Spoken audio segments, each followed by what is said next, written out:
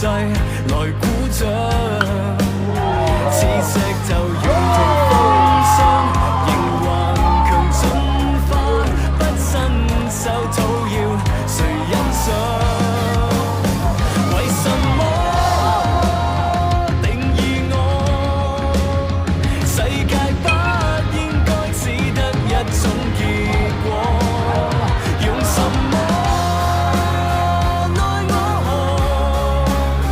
就算聽不到祝福，我亦如我，雖千百萬人一意亦行，只想保有年少時一點天真，不屑合群，一方絕塵，今天軀殼